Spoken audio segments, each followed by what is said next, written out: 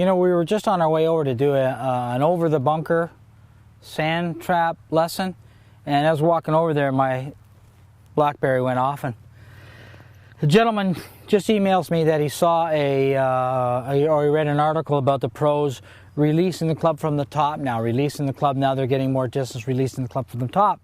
So, you know, thanks to technology, we can, I had to stop. You know, it's just kind of my personality.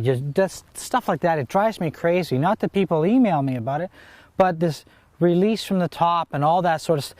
You know, it is so terrible to get a half a piece of information. I'm not even sure that's a half a piece of information. You know,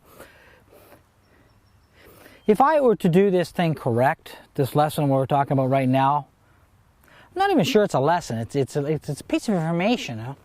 A lesson kind of implies I'm going to try to get you to do it properly now, where my goal would be to get you doing it properly forever. It's articles like that screw us up. The players release, because I can imagine. See, I'm okay with that. I understand what the guys are doing because I know. But if you read something where say, oh, the tour players are getting great results by releasing from the top, can you not see everybody out there going, like clubhead throwaway sort of deal? So what I want to do is I want to take a few minutes and explain to you the understanding of release the club as I see it. First off, if I had 10 to 15 seconds soundbite where I had to reply to somebody on releasing my hands, when I should release them, when I shouldn't release them, my quick response would be, in my golf swing and in your golf swing, I think you should be striving towards never releasing your hands. And I say that because 98% of the time I would be correct, because your idea of release is probably incorrect based upon what you've read. Not your fault, you're okay. It's based upon what you read. Let's see if Dean behind the cameras can follow this understanding. The number one single power accumulator that I have being right-handed is the cocking and leveling of my left wrist. The cocking and leveling of my left wrist. Now, you do recognize that I never said uncock. No way you're going to catch me saying two things about the wrist. No way are you going to ever hear me say cock your wrists. And you're never going to hear me say uncock your wrists. Because it's inaccurate, it's not what happens. In the golf swing, what happens as my club goes to the top of my swing, my left wrist cocks. As I come down through the golf ball, as my angle of attack onto the golf ball is steep, then my left wrist has retained its cocked condition. At the golf ball and through the golf ball, my left wrist goes back to the level condition. And then it immediately recocks on the way up. If you don't understand where low point is, and it's after the golf ball, then you should go see whatever I have on my website about low point, because I'm starting to believe that the understanding of low point might be the most important thing that I could ever teach you. That's starting to get there. Releasing from the top, if not known better, in my mind, absolutely means that. It absolutely means that. What we're all trying to do is retain our lag condition as we go through the golf ball.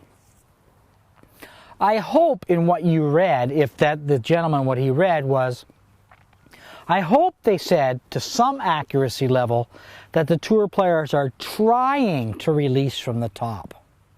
See, to me the word trying means that they don't succeed. That's my definition of what trying means.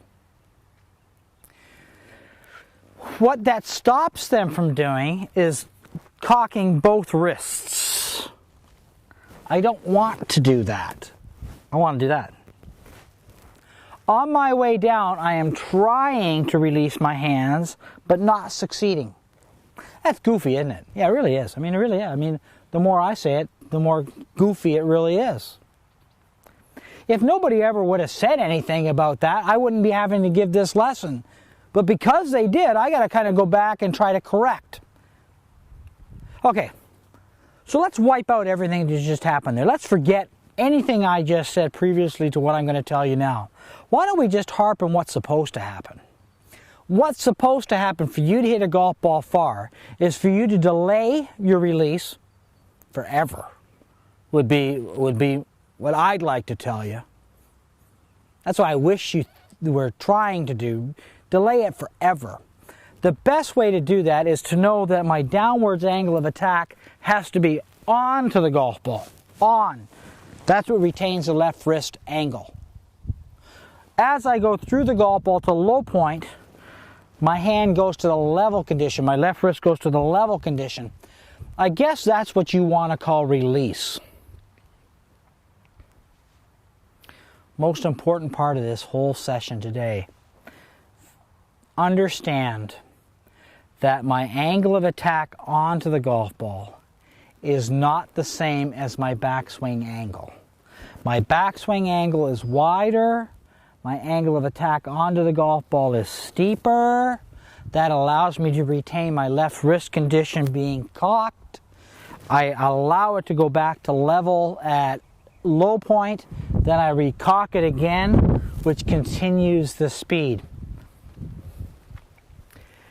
If you're on my online academy, or if you go to any of the products that are in yellow, the book section that is in yellow, anything I have to do with the hands, it will explain that to you.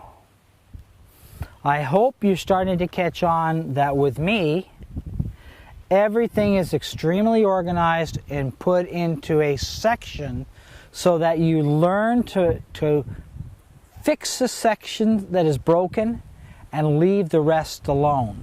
So if you're not hitting the ball as far as you hope to, anything in yellow written or training devices talked about on video, that's what you're looking for. Yellow is how you're going to learn to hit the golf ball further. So, you know what, you can always rely on this and on this academy. I'm going to make it a point to every time you hear something on the Golf Channel or in Golf Digest or one of those books that isn't clear, look here. Because if it's not now, it's soon coming to you, because it's time that you got a full education on what the heck they're talking about.